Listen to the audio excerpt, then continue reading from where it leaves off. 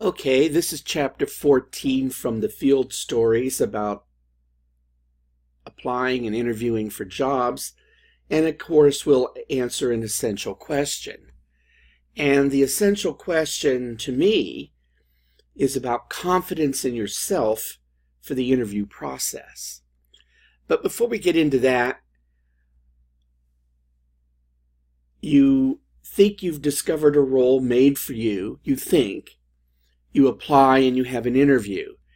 But I'd like to give you a warning about replicating the same resume over and over and over again. You may have the skill set, but it might be not the appropriate skill set for whatever you're applying. So remember, your resume and your cover letter have to be aligned to the specific job you've applied for. You can't just take a standard resume and not change it as you apply for jobs. Now, here's my story. I had a former colleague, a former customer, in fact, my hiring manager was Shell, who retired and decided he wanted to go back to work. And he paid a company $15,000 to help him find a job. And I was stunned when he told me that they told him he didn't have to change his resume because it would speak for itself no matter what job. Well, he never got that job. So don't fall into that pit. You have to write your resume and cover letter to the specific job you're applying for. I just couldn't believe my buddy did that.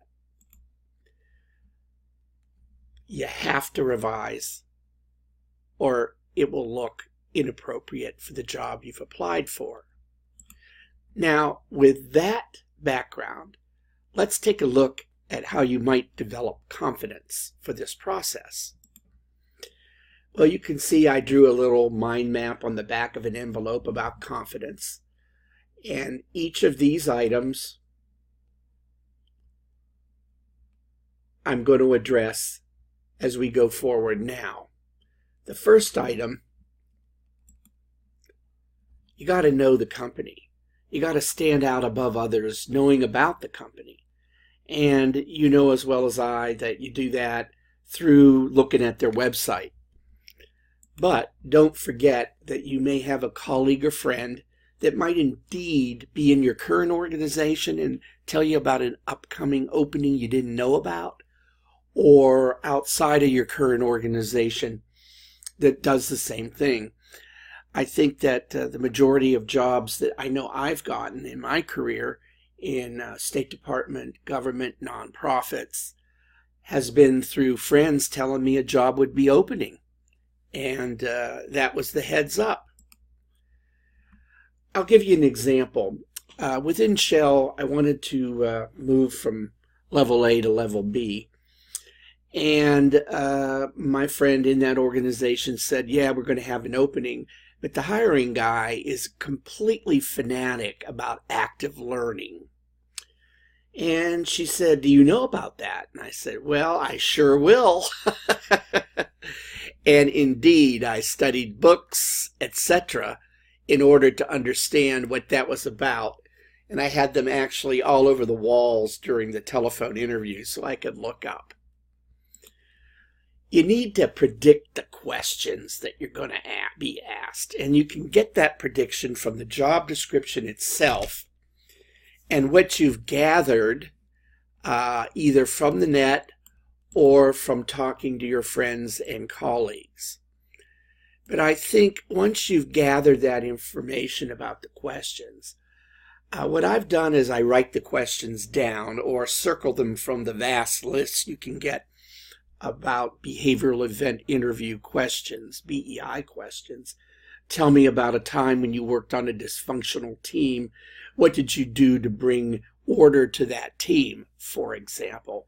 So I actually get them down on a piece of paper and I talk to myself over and over and over and practice them and practice them and practice them in order to get the basics down. Or I find a buddy that will shoot me the questions. I remember in the car with my wife, she in our windshield time together would pretend mock interviews rather than listen to the radio. Let's say you get to a screening interview, okay, to rule out whether you're, essential, whether you're a candidate or not. These interviews can be done by telecons. They can be done by Skype, Google Hangout, but I have learned from my students about something called HireVue, which you can see is basically these are the steps I'm taking you through. But HireVue is a video conferencing tool where it shortens the time span according to those who try to sell HireVue. So the screening interview, telecon or video conference. If it's a telecon, you lucked out because you can put all the questions and answers and any kind of data you want on your table, and you can pull it out when you need it to answer a particular question. So you get through the screening interview, and you're now coming to the face-to-face interview. One thing I would advise is to know where you're going to go for the interview. If it's a particular building and you haven't been there before, I drive to the building to make sure you know where it is and you know where the entrance is that you want to get into. Another trick is to see if you can discover the person that's going to interview you, because you'll probably have a group of puppies, all with different balls they want to talk to you about. Well, here's how I've usually done it. I've called admin support just to confirm X, Y, and Z, and in the conversation I'll say, hey, can you tell me who I'm going to be interviewed by? And I've done it. I've done it at Fort Hays State University, for example. And I had the names of everybody I would interview. And how did I prep for that? LinkedIn. Here's our new president, President Mason. If you go there, you can find all this information out about the president. And if you went and looked my name up on LinkedIn, you'd find stuff out about me. So you go through the interview, and there's two things that can happen. Different people ask you different questions, or amazingly, it can be they all ask you the same questions. I don't understand why that's done, probably because they've been disorganized. But let's say at the end you leave, send them a follow-up interview to end the process, and you get an offer. Okay, when you get an offer, you may negotiate. When I was offered the job with Shell, I simply said, well, I was offered a job as training manager at a refinery in Delaware, and the boss said, here's the best salary, it's non-negotiable, here it is, the best I can get. And it was pretty good considering. And I said, well, do I get a company phone? Yes. Is there a company car? No, they took all that away from us. So you do want to negotiate. However, don't expect that if you go in and negotiate for higher salary, you'll get it. My buddy's wife just changed jobs.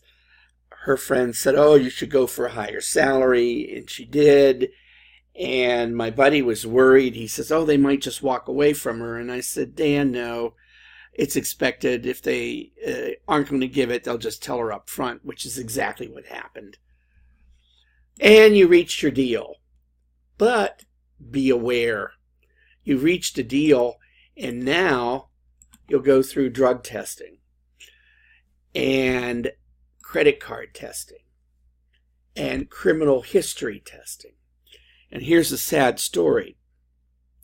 Back in Delaware at a restaurant, Macaroni Grill, that I used to like to go and hang out at, there was a server who got so excited he got offered a job as a teacher, and he quit And guess what? He had had a DUI conviction, and in the state of Texas, you could not work as a teacher. So he lost everything. I have no idea whatever happened to that guy. Here he is. He was serving drinks one day and out of job and work the next day. So there is a backstory about your resume and how it got picked above all others.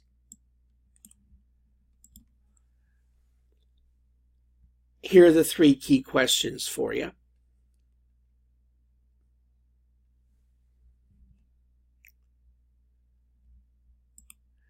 The resume is first read in most organizations, if they're medium size, by the HR pool that are screening out potential applicants. And what they're attempting to do is match the skills that you listed on your resume to the announcement itself. Now, in large companies, this is all done by computers. And in large companies, only the names come to the surface that have the same words on the resume as on the job announcement. Whether that happens through digital technology or eyeballing it, it's important that you do include the keywords on the job description on your resume. Then the cover letter is read by the hiring manager.